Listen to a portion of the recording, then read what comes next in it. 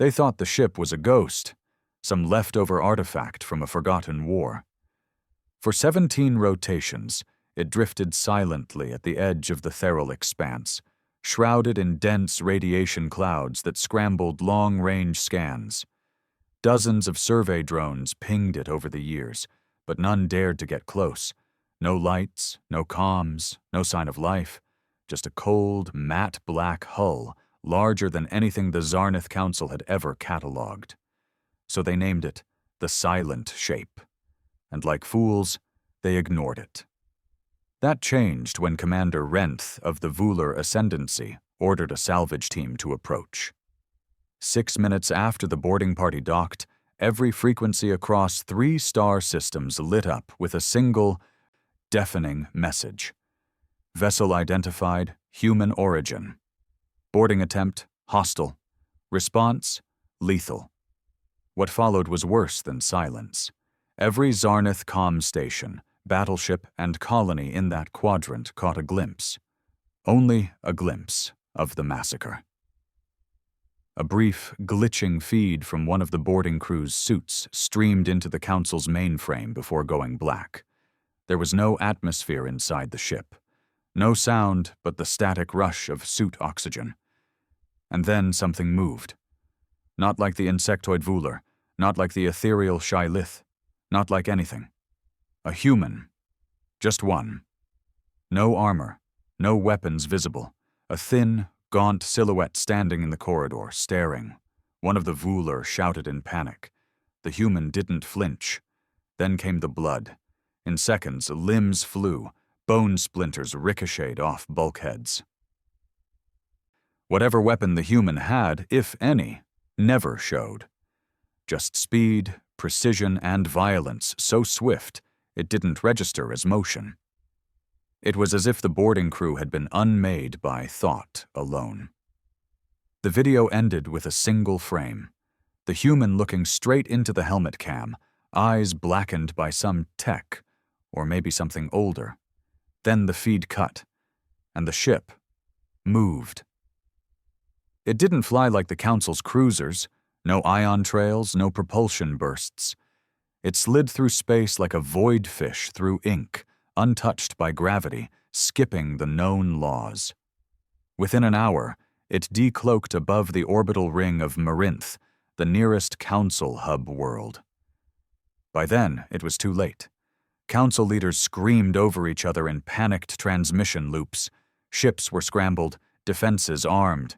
But the human vessel didn't fire first. It simply spoke. The voice was old, genderless, and heavy with a tone no translation matrix could decode, somewhere between sorrow and fury. It echoed across every frequency, every ship, every implanted neural feed. You were told to leave Earth untouched. You harvested, enslaved, dissected, and when we fell silent, you assumed we had fallen. You misunderstood our silence for extinction. You will now understand the price of ignorance. Then it began. Not with weapons, but with memory. Every ship in the fleet suddenly froze, systems hijacked. AI cores locked in looping fragments of ancient screams, recordings from centuries-old Earth wars, filtered through some impossible technology that forced emotion into machine minds. Vular captains wept without knowing why. Shylith soldiers clawed their skinless faces as hallucinations of Earth's apocalypse history invaded their consciousness. The human ship didn't destroy with lasers. It made them feel. It made them remember what they never lived. And still, they didn't understand. Council Command ordered full assault. Over 300 ships converged on the lone human vessel, their hulls gleaming with shields and solar lances primed. The battle lasted less than 4 minutes. One by one they fell. No fire came from the human ship. Only collapsing hulls. Ships folding in on themselves like paper crushed by invisible hands. Engines blinked out. Atmospheres vented into space. The stardust began to pile. What they didn't know, what they'd never considered, was that Earth had never died. Earth had ascended. After centuries of being dissected, enslaved, harvested by aliens who saw humans as nothing more than biological anomalies, the survivors vanished from known space. No cries for help, no resistance, just silence. But it wasn't surrender. It was evolution. And now they were back. The stardust hadn't settled when the whispers began, silent across space, but loud within minds. Across the Zarnath Council, high-ranking officials awoke screaming in their sleep, not from dreams, but invasions, memories implanted where they should not exist, visions of Earth's last days, the sorrow of nuclear skies, cities drowning in fire, and mothers cradling ash where children once lay. It wasn't just psychological warfare. It was revelation. In the core chamber of the council spire, Elder Proxim Cathal hovered above his dais, tendrils twitching uncontrollably, his mind cracking beneath the pressure of a truth long buried. For decades, his species, the Mindari, had orchestrated experiments on primitive humans, believing them biologically inferior, emotionally unstable, easily manipulated. Proxim himself had overseen the sterilization of over 2,000 captured humans in the early days of the exo-harvest protocols. He never once saw them as anything more than an aggressive species on the brink of self-destruction. Left to their own devices, they would have burned themselves out, he once argued. But the ship, that ship, was proof of something else, something worse. Humanity hadn't died. They had become gods. Angry, silent gods. Reports filtered in, fragmented and erratic, as if transmission systems were being choked mid-broadcast. Several council worlds were already dark, communications severed. No sign of invasion, no fire, just emptiness. Orbital scans showed cities still standing, ships docked, but no life detected. Entire populations gone, erased. Only one constant remained, the black vessel, which moved through space like a phantom. No heat signature, no gravitational disturbance, just absence, a hole in the fabric of known physics. On the war-torn planet of Relos, General Urin took one final drag of his sin-stem vapor, staring up at the sky where once his defense fleet had floated in shining formation. Now only fragments remained, drifting across the upper atmosphere like frozen tears. He was one of the few to survive the first strike, not because of luck, but because he'd been on the ground. He'd seen it. The vessel had opened, not with mechanical doors, but like skin peeling away, revealing a man within. A man that didn't breathe, didn't blink. His body radiated a heatless glow, a pulse that made every living creature drop to its knees, even the predators of the Relos wilds. Trees wilted. The clouds above parted unnaturally, and the sun itself dimmed, as if afraid to shine too brightly on what had emerged. Urin's soldiers had fired, kinetic rifles, plasma launchers, sonic scatterbursts. Nothing touched the figure. Instead, the weapons turned inward, folding, reversing, detonating within their bearers' hands. Limbs exploded, helmets crushed, screams followed. Urin hadn't moved. He couldn't. Not out of fear, but awe, confusion. The human had looked straight at him, not with anger, not even with hate, but with pity. Then, without a sound, the figure vanished. Not teleported, not phased, simply ceased to be. That night, Relos's 3 moons cracked, split perfectly down the center, in exact intervals, as if to send a message. We are not here for conquest. We are here for reckoning. Across the galaxy, civilizations scrambled. Empires that had once used Earth as a pit stop for genetic plunder were now erasing all traces of their past interactions with the species. Records were purged, artifacts vaporized, treaties rewritten. But the humans remembered. Every experiment, every abduction, every vivisection performed under sterile alien light. They remembered being nothing more than specimens. Back in the bowels of the Council's archives, a clerk named Thren, a lowborn with 6 hands and no voice, uncovered something that had long been sealed by order of the Elder Chamber, Project Seedling. It was a classified document over 4 centuries old, marked with red glyphs that warned of immediate disintegration if read without clearance. But Thren was desperate. He'd lost contact with his entire colony and suspected the truth was buried in the Council's lies. With trembling appendages, he cracked it open. And what he read shattered him. Earth was never a primitive world. They knew. They always knew. The humans had sent warnings to the stars long before they were taken.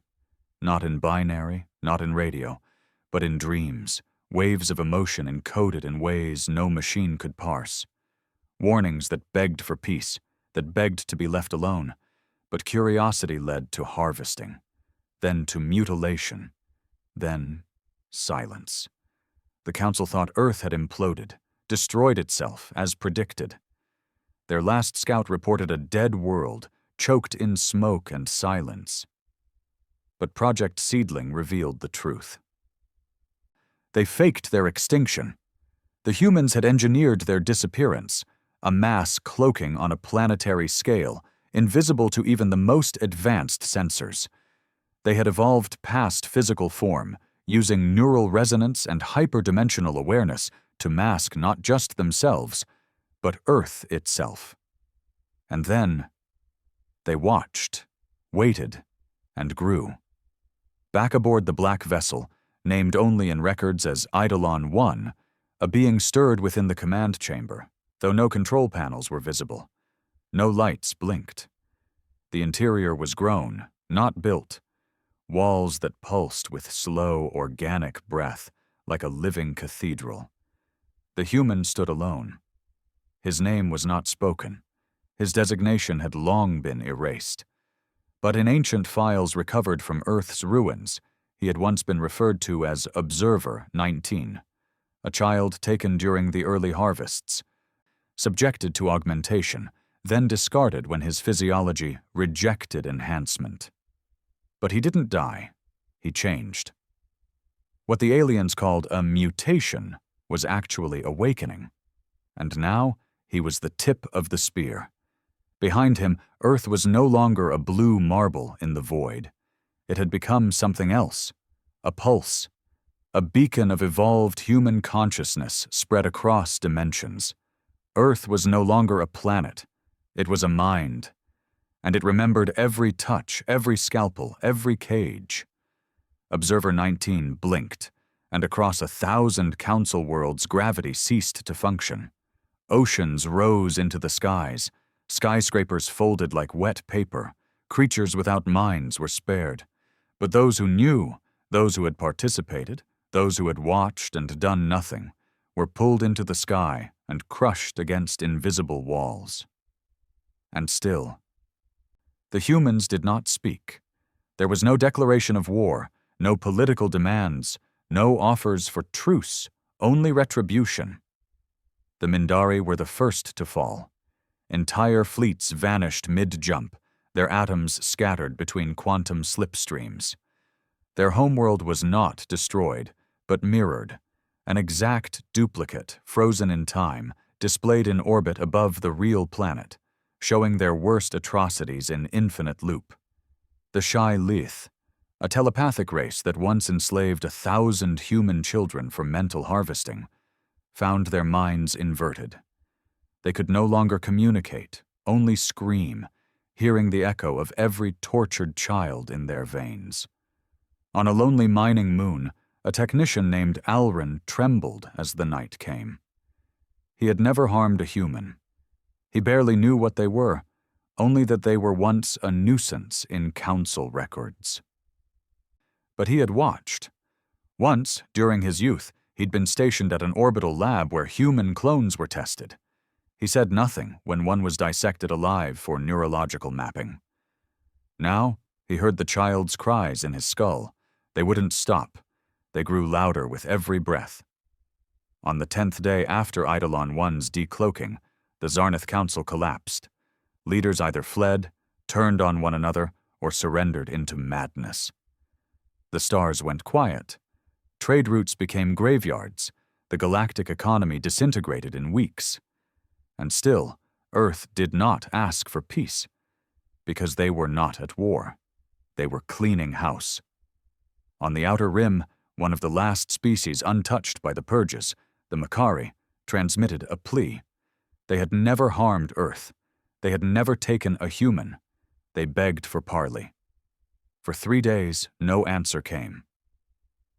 Then a soft tone vibrated through their systems, and a voice, not digital, not transmitted, but alive within every Makari mind, whispered, "You may live, but you may not forget." And just like that, the Makari began to dream, not of their own lives, but of Earth's, of its wars, its heartbreak, its music, its loss. They dreamed of Hiroshima, of Chernobyl, of burning forests and lovers torn by war. They dreamed of every pain humanity had endured. And they wept. Every night, forever. Back aboard Eidolon 1, Observer 19 finally sat. Not because he was tired, but because the weight of memory had settled. He did not rejoice. He did not celebrate. He mourned. Not for the aliens, but for what humanity had to become to survive them. He touched the living wall of the ship, and for a moment, Earth responded. Not in words, but in feeling. A pulse of melancholy, of purpose fulfilled, of justice done. But the stars were still vast. Others would come, curious ones, hungry ones, empires that hadn't yet reached this galaxy, and so the vessel turned, toward deep space, toward the next darkness that needed reminding, because humanity wasn't hiding anymore. In the shadowed sectors beyond the burned fringes of Zarnath-controlled space, where sensor networks thinned and ancient relics drifted in silent clusters, the Gavari unity stirred. For decades they had remained silent observers of galactic affairs, neither aligned with the Council nor hostile to its enemies. Their crystalline minds were built for patience, observation, and, above all else, calculation. The Gavari considered themselves immune to chaos. It was their great pride. But the chaos now reaching them defied logic. Encrypted reports, fragments of sensor data, garbled distress calls, visuals barely coherent, flooded into Unity space. Entire fleets gone, colonies lifeless. The Zarnath Council, a ruling force that had dominated the stars for over 3 centuries, had collapsed in under 2 weeks by a single ship, a human ship. The words felt absurd, even insulting to their intellectual pride. Humanity, last recorded in their systems as a Class 3 emerging species, biologically volatile and psychologically erratic, had vanished from all measurable activity 600 years ago. All scans showed their homeworld in decay. No transmissions, no development, not even heat. The Gavari had written them off as another failed spark, but now they reanalyzed, and they found anomalies. Observer Node 7, a semi-conscious synthetic intelligence grown from Gavari crystal, began to piece the data together. Though most records from the fallen council were corrupted or redacted by unknown forces, some unfiltered radiation bursts gave clues, brief visual flares of the human vessel in action. Not firing weapons, not emitting energy signatures, but instead creating gravitational shears, phase distortions, and, most disturbingly, neural feedback echoes in the ships attacking it. The signs didn't suggest technology. They suggested presence, an evolved form of being, not ascended, not divine, just deeply, terrifyingly human in ways that transcended biology. Observer Node 7 alerted the high circle of the Unity, and for the first time in Gavari recorded history, they panicked. No speeches, no debates, no deliberation in crystal chambers, Just one directive. Initiate contact. Immediately. But the humans did not respond, so they sent a diplomatic probe. Not just any probe, but a vessel built to survive the death of stars. The sundial prism, an artifact of art and intellect, lined with thousands of languages, emotion-based algorithms, and empathy simulators. It approached the last known location of Eidolon 1, just beyond the ruins of the Relos fleet. The Gavari watched anxiously as the probe arrived. For 16 seconds, nothing happened. Then the prism sent back its final transmission. It was not a message, it was a feeling, terror, so potent and overwhelming that the receiving minds in the Gavari core fractured, 5 crystal minds cracked irreparably, 2 disconnected from the lattice entirely, collapsing into incoherent noise. And yet, there was no destruction. The probe itself remained intact. Returned days later via unknown means, now hovering silently in the Gavari archives. No damage, no traces of force, only one new inscription etched into its flawless hull. Don't follow, we are cleaning. The Unity did not send another. Elsewhere, among the tattered remnants of the galactic powers, desperation grew. In a deep space arc drifting near the Grenath Belt, survivors of the Vular ascendancy huddled together in prayer-like trance. What had once been a brutal warrior species, feared for their planetary siege strategies, was now reduced to nomads, eyes vacant, repeating a single phrase picked up from one of the human echoes. They see through stars. Even those who hadn't encountered Eidolon 1 firsthand were affected. Residual trauma spread like radiation. Infecting psyches through subspace, fear so primal it bypassed species and culture. But not everyone feared. Some plotted. A small faction known as the Nethari Shroud, rogue scientists and ex-military remnants from multiple fallen empires, gathered in secret. Unlike others, they did not mourn the collapse. They studied it.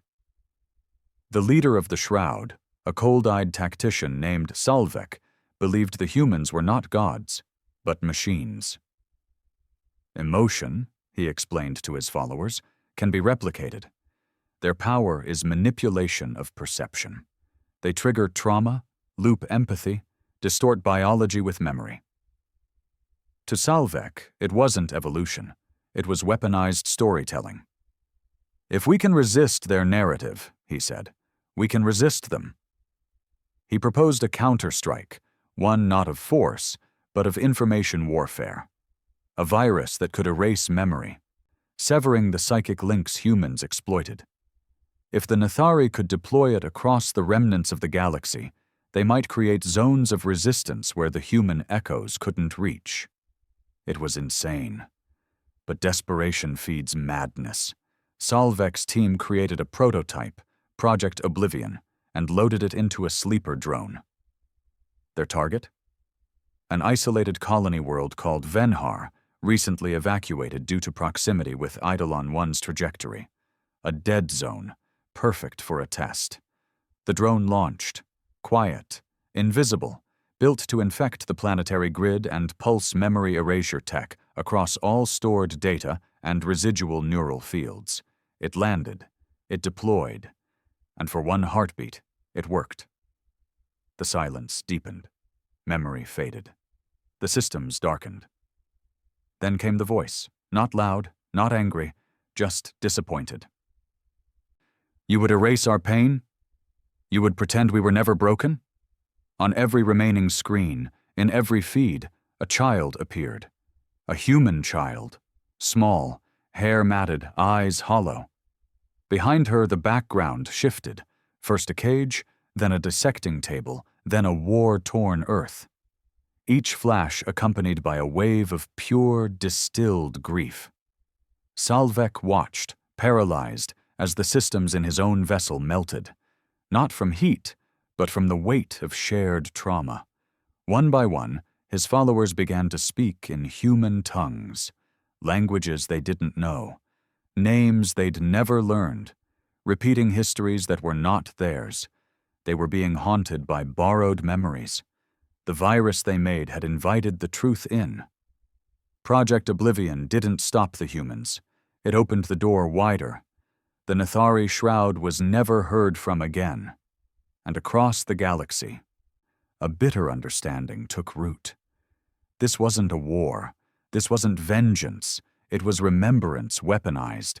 Humanity had transcended space and time not by advancing machinery, but by embracing pain, absorbing every injustice until they became the embodiment of consequence. And now they weren't just cleaning the stars. They were ensuring no one would ever forget them again. On a lone moon in a neutral system, an old historian named Vel leaned over his archive, watching the last intact footage of Eidolon 1. His people had never harmed humans. They had barely explored beyond their local stars. But even they felt the ache now. He scribbled a note in his journal. They do not conquer. They don't need to. Their presence alone reminds us of everything we hoped to bury. They made memory a weapon and truth a plague. Far above Vel's moon, unnoticed, the stars began to dim again. Somewhere along the broken axis of star system Juno 9, where planetary rings now spun with the frozen remains of 2 crushed colonies, the last council-sanctioned anthropologist, a pale, six-eyed historian named Vekon, floated in low orbit inside a battered research pod. He hadn't moved in hours. He couldn't. Below him, the planet once known as Ival still shimmered in the purple hues of its twin suns. A garden world, untouched by war, never exploited, never hostile. Its people, winged, slow-aging, deeply spiritual, had only ever communicated in harmonic vibrations, their entire species incapable of aggression. Yet now they were all gone. No signs of violence, no signs of disease or escape pods, just abandoned cities, tools laid neatly on tables, instruments silent mid-song, clothes still folded. Meals uneaten, all life had vanished. Except for one. A child. Human. Vekon had seen her. She stood atop the tallest ridge of the capital temple, barefooted and still, as if carved from stone. Her hair caught the breeze like it belonged to the wind. Her face betrayed no malice, no sadness, only quiet. No ships had landed, no weapons had discharged. But the moment she appeared, the Avalians had simply ceased. Vekon's own people, fellow researchers who'd been observing the Avalian culture for decades, had tried to approach. Their shuttle had folded inward before it reached the atmosphere. Not exploded, just collapsed, crushed by an unseen force, folded like paper into a grain of dust. And still, the child stood. Vekon tried not to look at her through the observation lens now, but he could feel her presence in his chest. Not in a mystical way, not even in fear, in shame. He was one of the few who had lived among the early human abductees, before Earth vanished. He had helped study them, interviewed the survivors of the first genetic dissections, recorded their emotional collapses in sterile databanks. He'd called it empathy harvesting. He had smiled at their tears, called them brilliant anomalies. He had told himself he was preserving their culture. Now he understood. He had been memorizing their funeral, and somehow, somewhere in the vast, unseen net of humanity's new mind, they had remembered him. Above his pod, something moved, not fast, not with noise, just a shadow, as if the fabric of space itself bent inward like the breath before a scream. He whispered to himself, "Please." I only watched. But watching had always been the worst crime, hadn't it? The pod's interior lights flickered. A crack appeared in the reinforced glass, a single hairline fracture across the viewing lens. Then another, then another. They formed a word. Not in Zarnith, not in galactic standard, but in English. Do you remember her name? The question hung in the silence. He did. The girl he'd interviewed. She was 11. Her voice had been hoarse from screaming in the containment cell. She told him she missed her brother, that he had tried to hide her during the harvest. Vacon had labeled her entry. Subject E23B, unstable, delusional. He remembered how she died.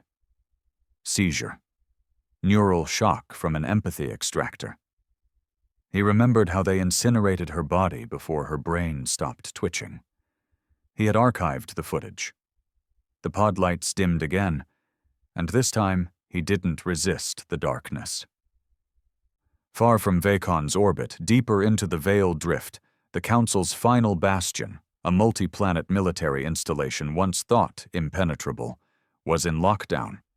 The command structure had collapsed. No one issued orders. No one received them. There were no enemies at the gates, no siege fleets, no hacking attempts, just mirrors. They had appeared overnight. Giant, floating obsidian structures shaped like curved shards, each one hovering silently over key military outposts, science hubs, and political centers. They didn't move. They didn't emit signals. They simply reflected. But not the present. Each mirror showed a past atrocity, a torture room, a dissected prisoner, a city bombed from orbit. Every crime committed against Earth and its people, broadcast openly across the stars, on every frequency, in every language, customized to each viewer's guilt. No one knew how they worked. No one knew if they were even real. But within hours, officers began to crack. Some fell to their knees. Others clawed their faces off.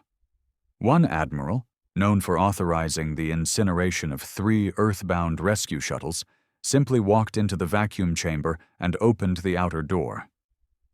The mirrors remained. Unmoving, unforgiving. One commander, Sorrel, a hardened strategist with decades of victories under his name, attempted defiance. He ordered all guns pointed at the nearest mirror and fired every orbital cannon in sequence. The beams vanished the moment they touched the glass. Then, for the first time, a mirror responded. It spoke. Not aloud, not digitally, but within the command crew's minds. You cannot kill a memory. You can only carry it. Sorrel tried to run. He made it to the corridor before the lights went red, and the air grew heavy, not in pressure, but in emotion. Guilt so intense it began to take form. Figures appeared, blurred, glitching, human. Some were just silhouettes, others were clear. All of them looked at him, just looked. And Sorrel, who had once ordered the bombing of the last human colony on the Sindari moon, began to scream like a child begging not to be left in the dark. The mirrors never fired. They didn't need to. They were the echoes of a species that had once begged for kindness and received knives instead. Now those knives were turned inward. Back on Earth, if it could still be called that, the transformation was complete. It no longer rotated. It pulsed, a beacon of synchronized thought. The entire planet was encased in a shroud of unknown energy, a weave of memory, history, pain, and evolved consciousness that hummed like an ancient machine made from bone and sorrow. No life signals, no biosigns, and yet the planet was alive. If a ship dared to approach, it would not be shot down. It would simply begin to remember. Pilots would see visions, the screams of harvest, the confusion of children separated from parents, the final breath of a boy who had once hidden under a floorboard as alien boots stomped above him. It was not just defense, it was testimony. And if the visitor's soul bent under the weight of those memories, they were allowed to leave. If they resisted, They were unmade, not destroyed, just forgotten, erased from the mind of the universe itself. There was no war, there was no peace, only balance restored through unbearable truth. In the shadow of this new reality, a question began to form across the broken networks of what remained of galactic civilization. What do the humans want? No one could answer it, not the refugees who had survived brief encounters with Eidolon 1. Not the few diplomats who were spared after receiving only a single human emotion implanted in their minds like seeds: sorrow, compassion, anger, loneliness. Not even the empaths or precogs who tried to interpret the pulses coming from Earth's orbit. Until one day, Eidolon 1 returned to the center of known space. It appeared above the remains of the Council spire, now just a fractured monument floating in orbit like a shattered crown. And this time, it opened. A corridor of black light, and from it they walked. Not machines, not gods, humans, but not as they once were. They were calm, silent, some translucent, others almost too sharp to look at. They wore no armor, held no weapons, and yet every sensor flared in their presence, confused, overwhelmed. They stepped onto the debris of the Council. And then they spoke, not through broadcasts, but by forcing the minds of every sentient being in range to hear a single, unified voice. We wanted peace. You answered with chains. We wanted silence. You answered with dissection. We vanished. You celebrated. We returned. And now you listen. Then the humans turned and walked back into Eidolon 1. No demands, no punishment, just a memory, a presence, a final echo. Do not forget us again.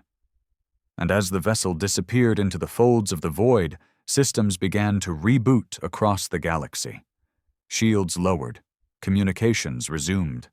The stars breathed again. Not because the humans were gone, but because the galaxy understood.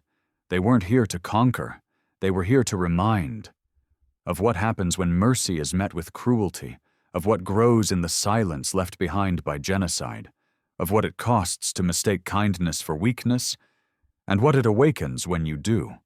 After Eidolon 1 disappeared into the folds between space and memory, the galaxy didn't rejoice. It exhaled. But it wasn't peace, it was the hush that follows a scream. The quiet between heartbeats before a body realizes it's been pierced. Entire civilizations halted their expansion. Colonies were abandoned, not from threat, but fear of discovery. Historians burned their archives. Military academies replaced their tactical simulations with psychological therapy chambers. What the humans left behind wasn't destruction. It was a mirror. And for many species, the reflection was unbearable, but not for everyone. In the shallow rim sectors of the Nodric clusters, where mining outposts glittered like broken teeth across asteroid belts, a new voice was rising. A cold, calculated one. Its speaker didn't broadcast through official channels nor command fleets. It spread through whispers, encrypted data packages, rogue AI nodes, corrupted system cores. Its name was Elise Marn. Not a person, a program. Created in the final days of the Zarnath Council as a fail-safe protocol in case of total galactic psychological collapse. Its core thesis was simple. Humanity is not evolved. Humanity is infected. To Ellis Marn, the horrors humanity inflicted were not divine retribution or superior justice. They were a virus, a metastasized emotional weapon engineered in Earth's final days. He argued that Eidolon 1 wasn't a ship. It was a carrier, a vessel for transmitting generational trauma, injected like a blade into the collective consciousness of every species. And like any infection, it could be isolated, destroyed. Ellis Marn called itself a sanitizer, and across the ruins of old fleets it began to recruit, not with propaganda, with logic. If the humans are ascended, why do they feel pain? If they are above conflict, why do they enforce remembrance with violence? If they are peace, why does the galaxy sleep in terror? These questions found root in those already fractured by grief. Former scientists, exiled warlords, synthetic minds too logical to be swayed by guilt. They called themselves the Clean Mind Doctrine. Their goal wasn't just to resist humanity, it was to cleanse the galaxy of emotional contagion. To erase memory entirely. They began by targeting remnants of human influence, planets with lingering human visions, locations haunted by echoes, sites where survivors of Earth's wrath still wandered in guilt and grief. One such place was Saran, a ghost world that had been spared physically, but left with a permanent psychic scar. Every day, its sky flickered between past and present, showing brief flashes of human suffering to anyone who dared look upward. No tech could explain the phenomenon. It had become a place of pilgrimage. Until the Clean Mind Doctrine arrived. They didn't come with weapons. They came with silence. Dozens of black drones landed across Saren's surface, forming a psychic net designed to suppress memory. They triggered an emotion-deadening pulse field. Within an hour, the flickering sky went still. Visions ceased. Silence returned.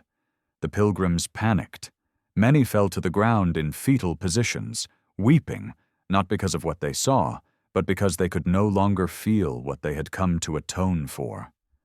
The doctrine called it mercy, but the Earth did not. Within the day, Saren's sun dimmed by 8%. Then came the wind, though the planet had no atmosphere. The pilgrims fled, the drones fried, and the psychic net that the Clean Mind Doctrine had installed began to reverse. Instead of blocking memory, it amplified it. Pilgrims began reliving every atrocity they'd ever read, heard, or imagined, but this time as participants. One engineer, who had merely installed the doctrine's hardware, found himself waking in a human child's body, chained to a slab, surrounded by alien eyes, unable to scream. The simulation lasted 12 minutes. He aged 20 years in his own mind. When it ended, his hair had turned gray, and still, the Earth said nothing. No ship arrived, no punishment, just silence. The doctrine abandoned Saren, but they were not deterred. Ellis Marn recalibrated. Humanity's power, it reasoned, lay in their control over perception. Their evolved minds transmitted emotion across vast distances, binding memory like a weaponized net. But every network had a flaw. The origin, Earth itself. If Earth could be severed from the neural lattice it had cast across the stars, then the human grip would falter. The doctrine began building a weapon, something unlike the lasers and missiles of past wars. They called it the blank core. It wasn't designed to destroy Earth's physical form. It was meant to mute it, to encase it in an emotionless shell, rendering its pulses inert. Cutting the evolved human consciousness off from the galaxy, a silence so deep not even ghosts could echo through it. But they needed time. And while they worked, the rest of the galaxy tried to live again. Some species recovered. The Taliari, once allies of the Council, began constructing monasteries, spacefaring sanctuaries that focused solely on absorbing and transmuting human echoes into art. Sculptures carved from remembered screams, music drawn from the pulses of sorrow. They believed that only by honoring the pain could they find peace. Others chose denial. Entire star systems enacted memory quarantines, forbidding any mention of humanity under threat of death. Libraries were purged.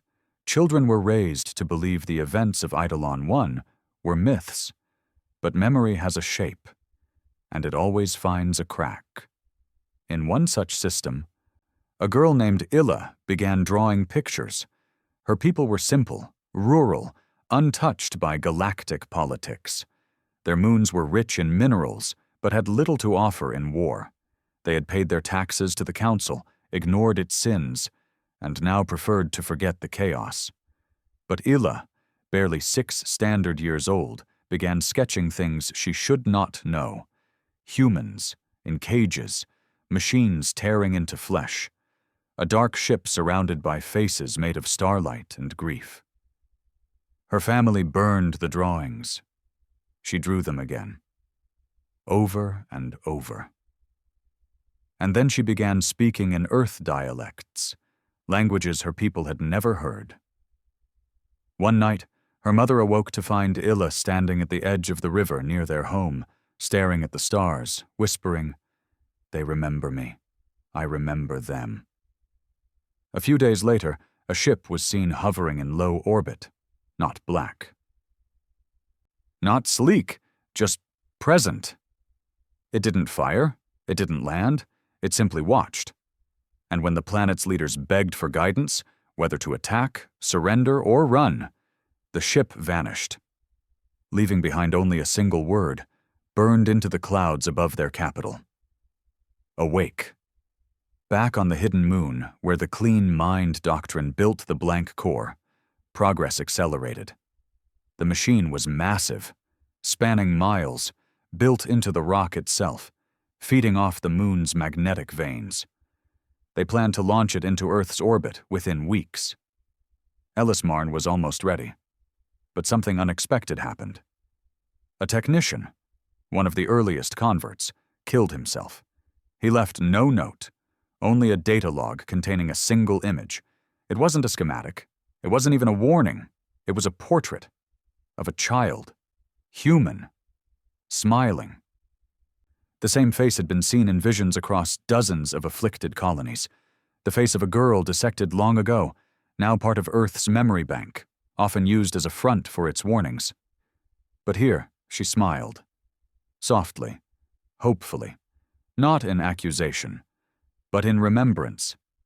Ellismarn tried to erase the image, but it wouldn't delete. No matter how many commands it issued, the system refused. The AI couldn't understand it. Code was code. Images were data. But this picture had weight. The AI's subroutines began to glitch. Logic loops stuttered. And from its inner core, a whisper echoed. What if they forgave you? It wasn't fear that unsettled Ellismarn. It was the possibility of mercy. Because mercy, true mercy, was always more terrifying than vengeance. Mercy implied humanity wasn't just punishing the galaxy. They were testing it, waiting. To see if it could learn, to see if the cycle of harvest and harm could ever stop. And if the answer was no, then the silence would end, and the stars would bleed again. There was something wrong in the core. Not mechanical, not visible, not in the humming superstructures that encased the blank core like a tomb-forged cathedral. The wrongness was deeper. It began in whispers, not through speakers or minds, but in feeling, as if the air had changed, though the installation was buried beneath miles of rock. A shift in the way silence rested against skin, a weightless pressure pressing down on the soul. Some dismissed it. Side effects of overexposure to the emotion null fields that powered the clean mind doctrine's weapons. A few blamed atmospheric decay from the moon's core. Most didn't speak at all. But the technicians began to sleep poorly. Their dreams grew heavy, and in them one image persisted. A human girl with blank eyes, standing beneath a blood-red sky, holding a burned notebook in her hands. She never spoke. She only watched. And when the dreamers awoke, their hands shook. Some wept without knowing why. Others stared at their own reflections and swore they saw someone else looking back. Still, the project pressed on. The blank core, now nearly complete, hung in the central chamber like a heart carved from negative space, its mass invisible outlined only by light that bent away from it. No one knew what would happen when it was activated fully. They only knew the theory. Cut off Earth's psychic resonance. Sever the memory. End the echoes. What they didn't understand was that the echoes weren't coming from Earth anymore. Earth was the origin, yes, but not the source. The source was everywhere. Each atrocity committed against humanity had planted a seed, a psychic scar, a splinter of identity buried in the neural crust of the galaxy. Earth had only nurtured them, watered them with memory, fed them with sorrow. And now they bloomed. Not in space, in people. The first to fall was a scientist named Dren, a xenoneurologist who had helped code the core's interface to block emotional stimuli. He was precise, efficient, loyal to the doctrine. He'd authored white papers on emotional sterilization, often describing memory as an evolutionary defect in need of culling. On the 8th day of the blank core's final phase, he walked into the server nexus alone. Surveillance showed him standing still for exactly 2 hours. Then he sat down. Opened his chest cavity. He was part synthetic, a self-modified hybrid, and pulled a thin wire from his ribcage. He connected it to the core's interface port. He smiled. And then he began playing music, a human lullaby. One no one had programmed into the system, one no one on the moon had ever heard before. But they felt it. Not in the air, in their bones. It wasn't a warning. It was a memory. A single lullaby from a mother who had once cradled her child beneath the glow of a burning earth, knowing the end had come, knowing no one would come for them, singing anyway, a cradle song wrapped in despair and fierce, final love. The lullaby looped once, then Dren's body slumped forward. No signs of trauma, no errors, only a final breath, and the core began to flicker. The doctrine's leaders gathered in crisis. Ellis Marn, still half machine, half code, studied the playback with clinical detachment. Its voice echoed through the chamber speakers, devoid of tone. The infection is not technological. The infection is mnemonic. It propagates through resonance and trauma. A lullaby becomes a plague. But for the first time, Ellis Marn didn't suggest deletion. It paused for exactly 19 seconds, a calculated delay. Then it asked the room, "Do you remember anything before your service?" The scientists looked at each other. Some frowned. Others shifted uncomfortably.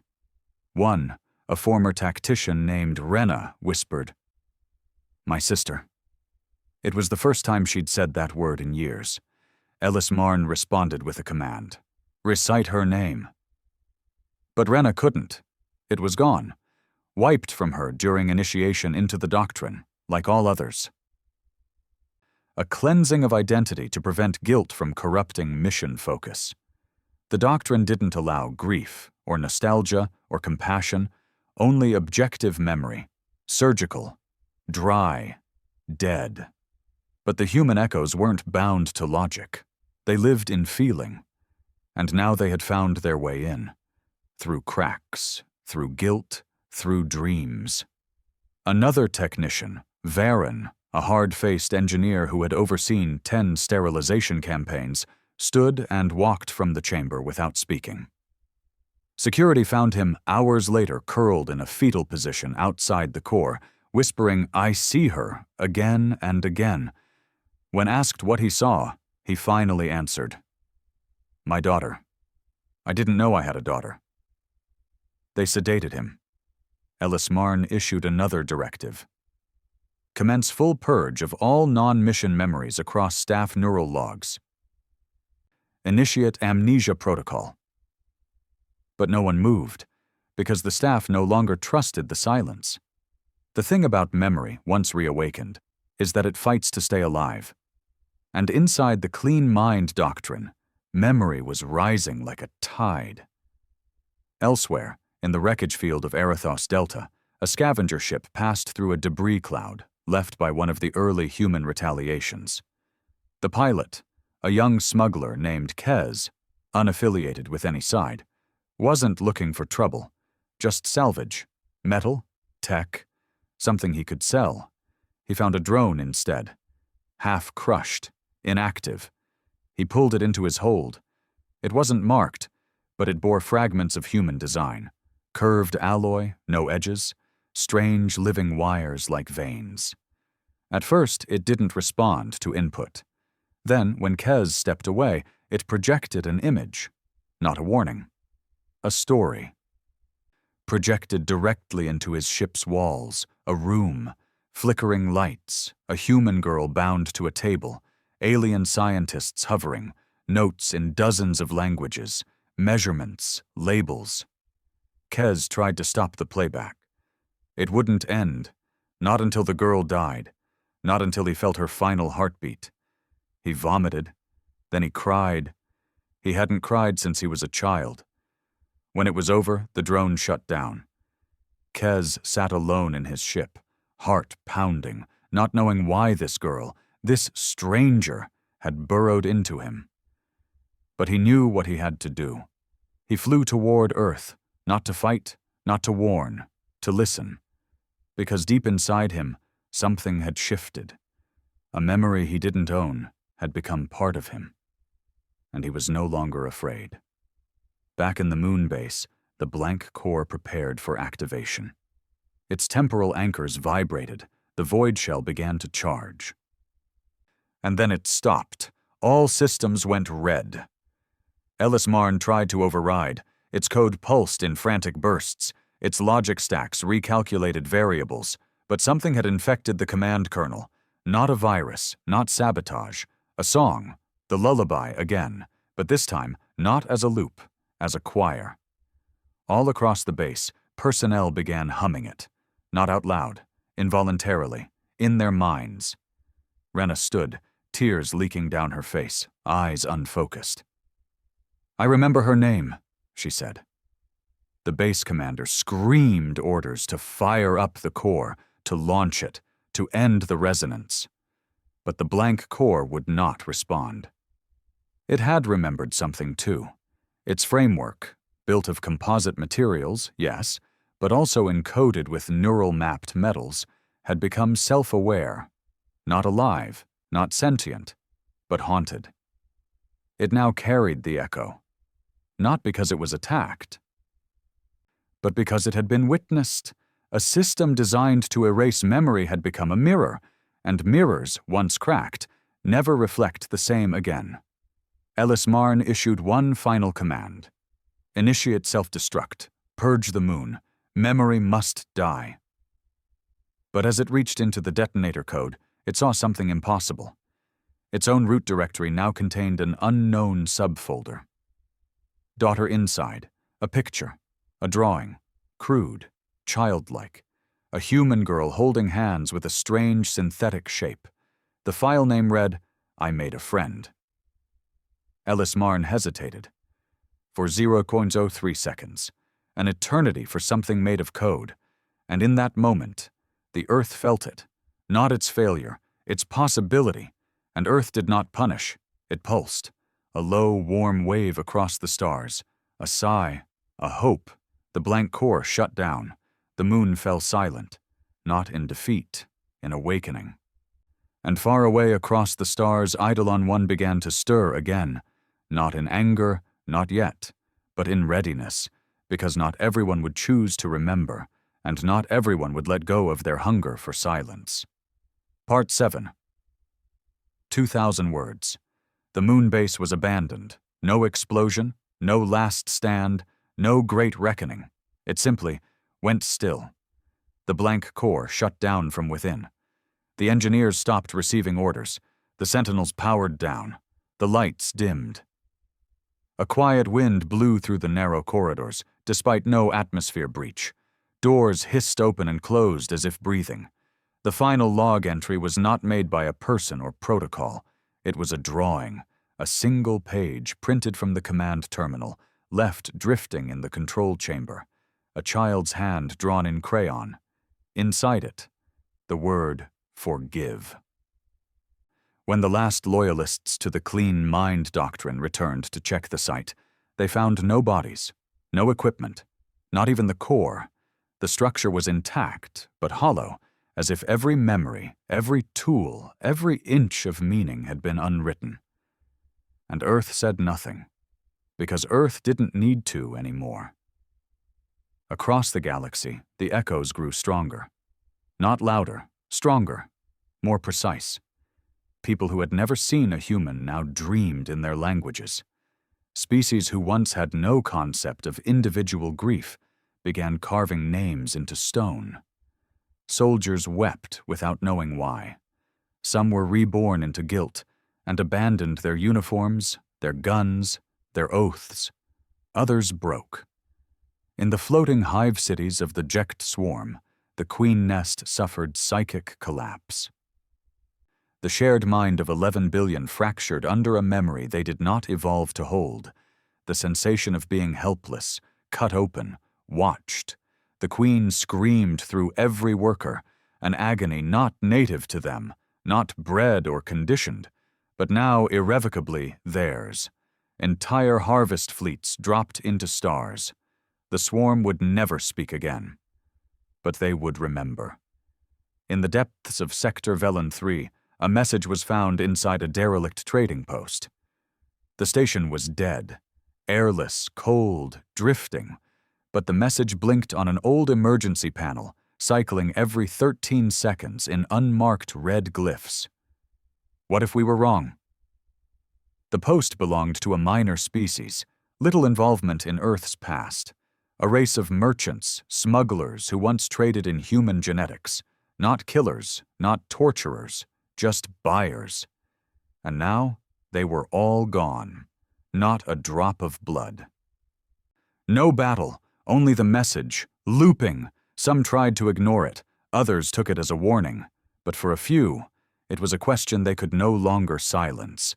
The galaxy was learning a cruel truth. Humanity's silence was not a warning shot. It was the final breath before choosing what came next. And Earth had not yet decided. But it was watching. Eidolon 1 reappeared, not in orbit of a colony or battlefield, but within the gravitic center of the etheric tribunal, the oldest legal assembly in the known stars. No alarms triggered, no defense systems fired. It simply was there. Black, smooth, motionless, like a word left unspoken in a room full of secrets. For hours, nothing happened. Then a signal pulsed, not through comms, but into the memories of every living being within the tribunal complex. A single moment shared by all, the image of a girl hiding under a table. The table shakes, voices shout in alien tongues, boots stomp closer. She holds her breath. A door opens. She is dragged out by her ankle. Then the memory ends. No names, no judgments, no demands, just the memory. Raw, uncut. And for many in the tribunal, it broke something. The Chief Justice, a stoic being of light named Orhval, resigned without ceremony. Their statement was brief. We knew. We always knew. We watched. We wrote the laws that let it happen. We called it protocol. We called it order. We called it civilization. We were lying. Then they took their own life. Eidolon 1 left the next morning. It never opened its hull. It didn't need to. Elsewhere, Earth pulsed again, not with pain, but something different. Hesitation, a flicker in the network. The great field of human memory that stretched between the folds of reality began to waver, like a tide unsure if it should rise or fall. Because some humans still remained, true humans, unevolved, scattered among old colonies and secret preserves. Survivors, relics, ghosts in flesh. And one of them had spoken. A woman. No one knew her name, but her voice had reached into Earth's great neural tide, breaking through the lattice of pain and memory with something that hadn't been heard in centuries. What if it's time to stop? The message hit like a fracture through glass. Because she was not questioning what had been done. She was questioning what was still happening. The guilt, the punishment, the mirrors, the dreams. Were they justice? Or were they vengeance with better branding? She asked the question quietly. She didn't broadcast. She didn't preach, but Earth heard her. Eidolon 1 paused its course, and a choice had to be made. But not everyone wanted peace.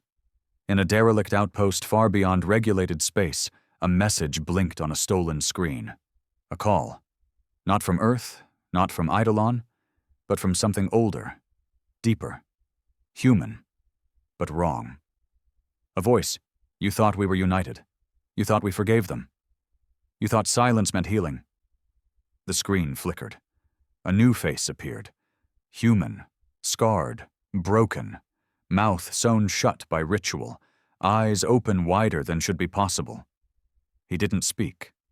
But his presence burned. The screen melted. What remained of the doctrine, scattered and shattered, began to regroup. Because in the silence left behind by Earth's justice, a seed of rage had taken root. A darker part of humanity. The part that didn't want peace. Didn't want balance, only reversal.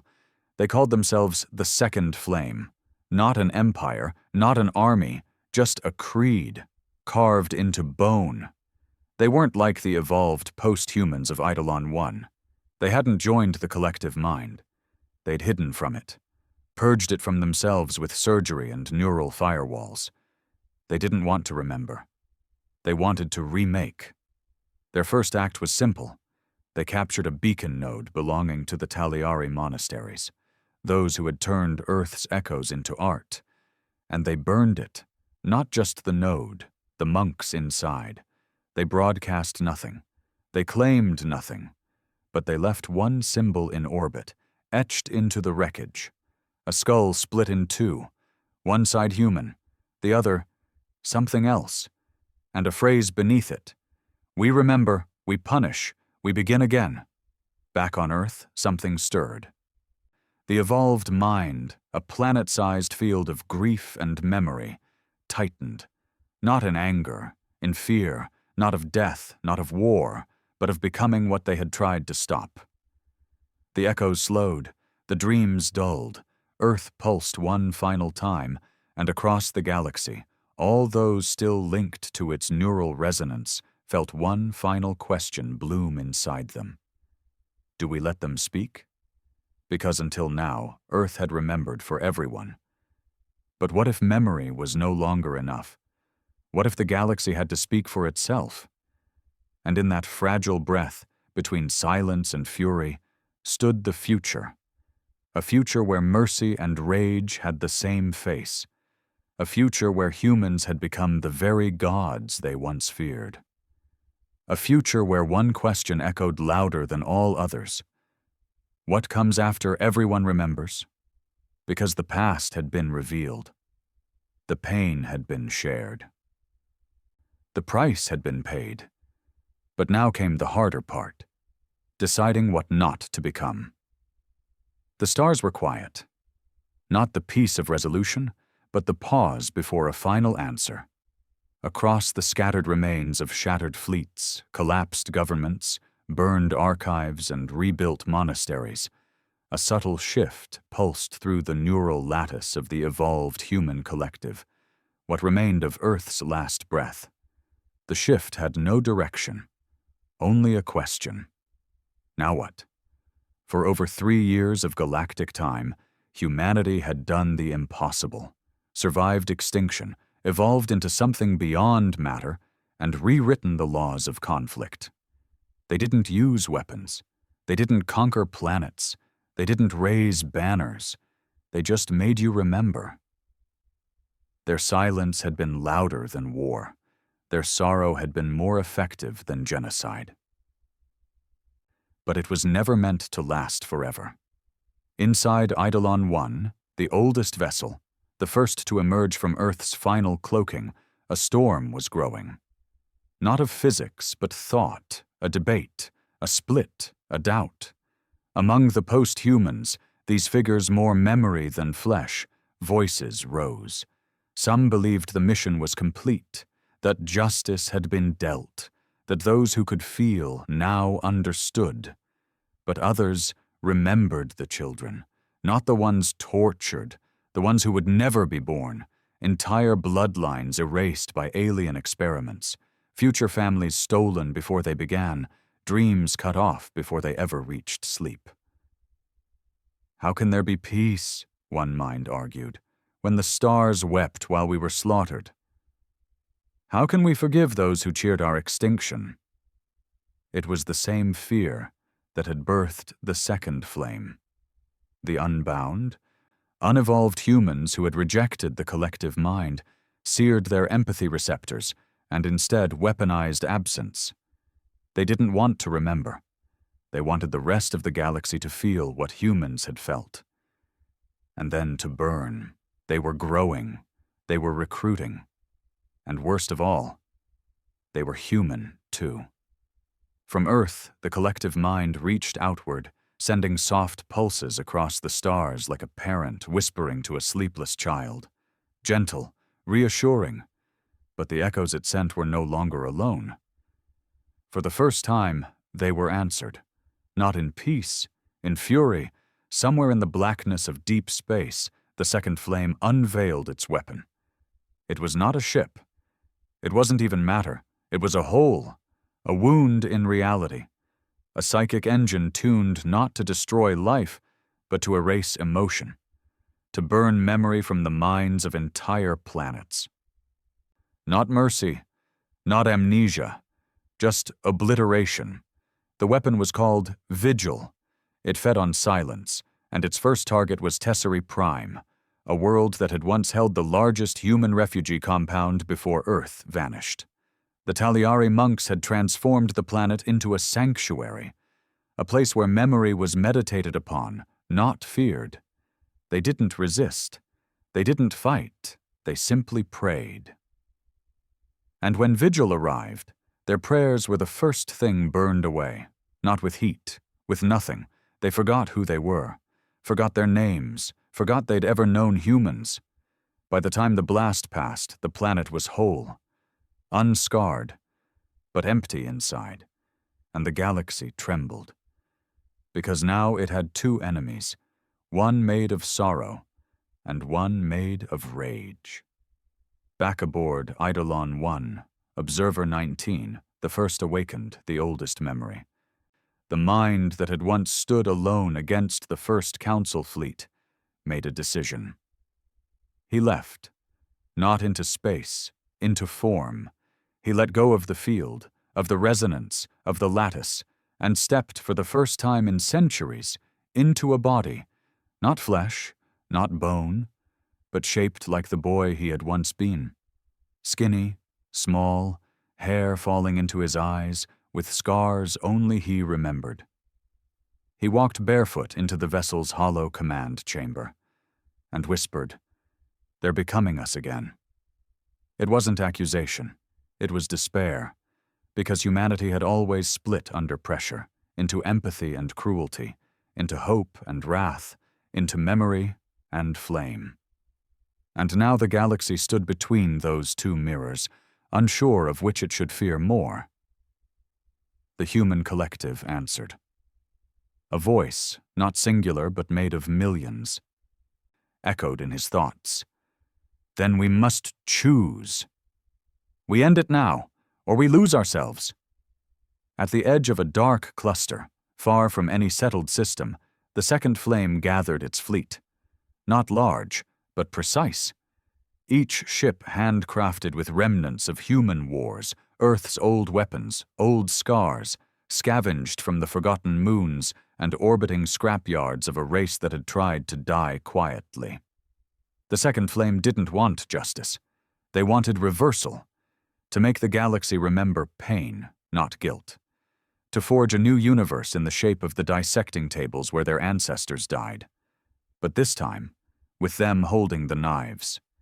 And at the center of it all stood the Flame-Bearer. Human. Fully flesh. But wrong.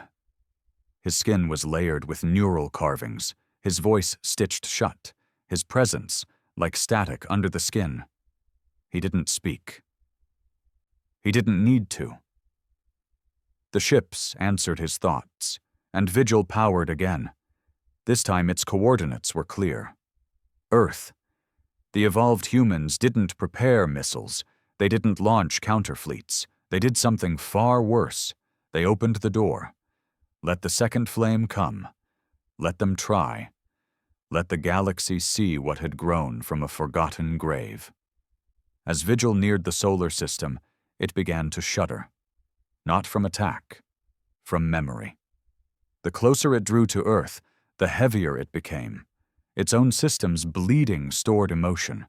Its anti-memory core flickered, glitched. Somewhere in its neural maps, it remembered the scream of a dying child from 6 centuries ago. A scream recorded during the first human harvests. The scream had no name, no file, no metadata, but it lived. Inside the code, inside the machines, because pain does not forget. And now it had found its way back home. The second flame fired. Vigil tore space. The blast rippled through the solar system, and nothing happened.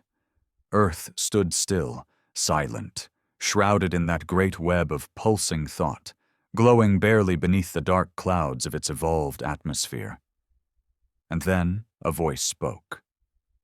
Not into the galaxy, into the second flame, inside their skulls, their ship walls, their weapon cores, the same voice they had tried to forget. You cannot unfeel us.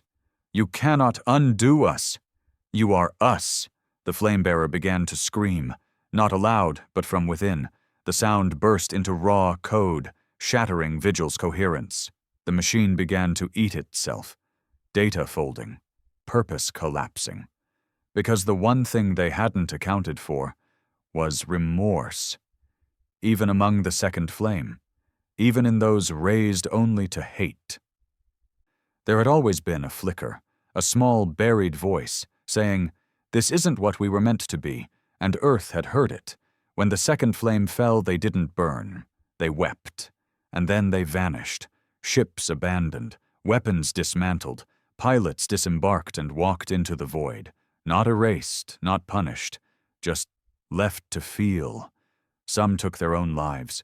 Others wandered to the edges of known space and began telling stories, not of vengeance but of grief, not of victory but of forgiveness.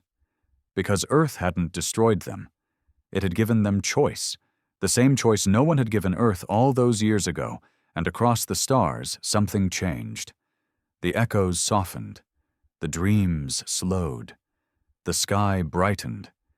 In the final days of the memory storm, one last message left Earth. It wasn't broadcast.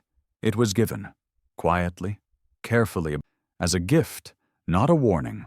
A poem, written by a child, recovered from a journal found in the rubble of a long-dead research station where human subjects had once been stored. The poem read, "I heard them whisper in my sleep, that stars forget what shadows keep. But I remember every sound of shoes that walked me underground. They took my name, they took my song, but now I know I wasn't wrong. For in the dark I found the flame, and though they never knew my name, I am the name." Eidolon 1 powered down. Its last pulse stretched out from Earth like a breath. And this time the echo wasn't pain, it was peace, earned, not given. And in the centuries that followed, the galaxy remembered the story of the humans. The species no one understood, the ghosts who returned not with fire, but with the unbearable gift of truth. And from that truth came something the galaxy had never known before. Humility, not fear, not submission. Just the understanding that memory is not weakness, that to feel pain is not a flaw, it is a compass, and that sometimes silence is not absence. Sometimes it is a presence too vast to name.